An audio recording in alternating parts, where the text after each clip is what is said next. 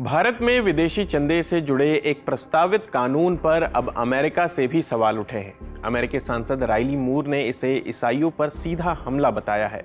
इतना ही नहीं, उन्होंने चेतावनी दी है कि अगर ये बिल इसी रूप में आगे बढ़ता है तो इसका असर भारत और अमेरिका के रिश्तों पर भी पड़ सकता है। दरअसल भारत की संसद के मॉनसून सत्र में foreign contribution regulation amendment bill 2026 यानी कि FCRA संशोधन बिल को लेकर बहस चल रही है। FCRA वो कानून है जो तय करता है कि भारत में कोई NGO, चैरिटेबल ट्रस्ट, शिक्षण संस्थान, धार्मिक संस्था या दूसरी एसोसिएशन विदेश से पैसा कैसे ले सकती है और उसका इस्तेमाल कैसे कर सकती है। इसी प्रस्तावित बदलाव को लेकर अमेरिकी सांसद राइली मूर ने X पर एक पोस्ट किया। उन्होंने भारत में ईसाई धर्म के पुराने इतिहास का जिक्र करते हुए लिखा कि भारत में ईसाई तब से हैं जब Saint Thomas the apostle Isa Masih के पुनर्जीवन के कुछ दशक बाद मालाबार तट पहुंचे थे। इसके बाद उन्होंने प्रस्तावित FCRA संशोधन पर सवाल उठाए। उनका कहना है कि भारत की संसद जिन बदलावों पर विचार कर रही है उनसे सरकार को चर्च और धार्मिक चैरिटी के प्रबंधन को अपने हाथ में लेने की ताकत मिल सकती है। राइली मूर ने इसे ईसाइयों पर सीधा हमला बताया। साथ ही कहा कि अगर बिल इसी तरह आगे बढ़ता है तो ये भारत और अमेरिका के द्विपक्षीय रिश्तों में बड़ी चिंता का मुद्दा बन सकता है। अब सवाल यह है कि आखिर इस बिल में ऐसा क्या है जिस पर इतना विवाद हो रहा है कि बात अमेरिका तक पहुंच गई है। इसे समझने के लिए पहले मौजूदा FCRA कानून को समझना होगा। मौजूदा वक्त में फॉरेन कंट्रीब्यूशन रेगुलेशन एक्ट 2010 के तहत भारत में किसी NGO, चैरिटेबल ट्रस्ट, शिक्षण संस्थान, धार्मिक संस्था या एसोसिएशन को विदेश से चंदा लेने के लिए गृह मंत्रालय में रजिस्ट्रेशन कराना होता है। ये रजिस्ट्रेशन हर 5 साल में रिन्यू कराना पड़ता है। बिल के साथ दिए गए बैकग्राउंड नोट के मुताबिक 15 जुलाई 2026 तक देश में 14,449 एक्टिव FCRA रजिस्ट्रेशन थे।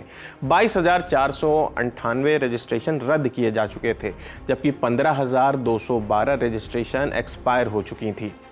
2019 से 2022 के बीच FCRA के तहत रजिस्टर्ड संस्थाओं को कुल 55,771 करोड़ रुपए का विदेशी चंदा मिला था। अब आते हैं प्रस्तावित बदलावों पर। बिल में सबसे अहम प्रस्ताव एक डेजिग्नेटेड अथॉरिटी यानी कि एक तय अथॉरिटी बनाने का है। इसे केंद्र सरकार नियुक्त करेगी। अगर किसी संस्था का FCRA रजिस्ट्रेशन रद्द हो जाता है, संस्था खुद अपना रजिस्ट्रेशन छोड़ देती है या उसका रजिस्ट्रेशन रिन्यू नहीं होता है, तो यह अथॉरिटी उस संस्था को मिले विदेशी चंदे और उस पैसे से बनाई गई संपत्तियों के प्रबंधन को अपने हाथ में ले सकेगी। यही प्रस्ताव इस पूरे विवाद के केंद्र में है। बिल में FCRA रजिस्ट्रेशन रिन्यू कराने के लिए एक न्यूनतम रकम की शर्त का प्रस्ताव भी है। अगर किसी संस्था ने पिछले 2 वित्तीय वर्षों में 10 लाख रुपए से कम विदेशी चंदा लिया या इस्तेमाल किया है तो उसे वो संस्था रजिस्ट्रेशन रिन्यू कराने के काबिल नहीं रह सकती। इसके अलावा विदेशी चंदे को एक संस्था से दूसरे संस्था तक ट्रांसफर करने पर और सख्त पाबंदियों का प्रस्ताव है। विदेश से मिले पैसों को लेने और इस्तेमाल करने की समय सीमा भी सख्त करने की बात है। संस्थाओं को अपने प्रोजेक्ट, एक्टिविटीज, वेबसाइट और सोशल मीडिया अकाउंट से जुड़ी ज्यादा जानकारी देने की जरूरत भी पड़ सकती है। अब विरोध करने वालों की दलील समझिए।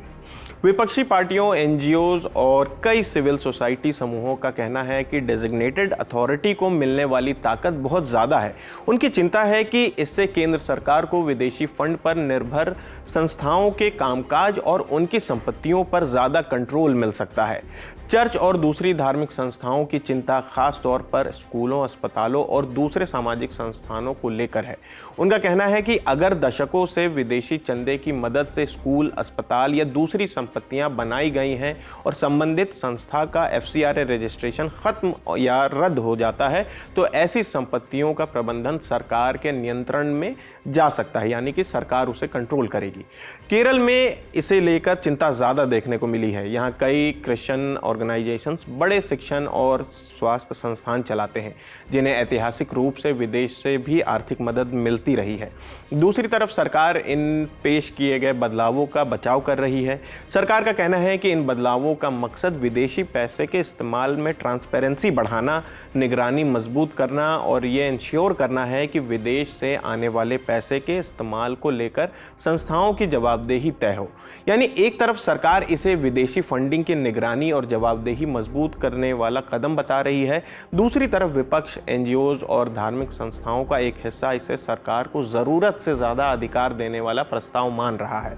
और अब अमेरिकी सांसद राइली मूर की टिप्पणी के बाद ये बहस सिर्फ भारत की घरेलू राजनीति तक सीमित नहीं रही। उन्होंने इसे क्रिश्चियन से जोड़ते हुए साफ कहा है कि अगर बिल इसी रूप में आगे बढ़ा तो ये भारत अमेरिका संबंधों में भी चिंता का मुद्दा बन सकता है। तो फिलहाल इस खबर में इतना ही। आपकी इस खबर पर क्या राय है हमें कमेंट करके ज़रूर बताएं। मेरा नाम आसिफ असरार है। देश और दुनिया की तमाम खबरों के लिए देखते रहिए दी ललन टॉप। शुक्रिया।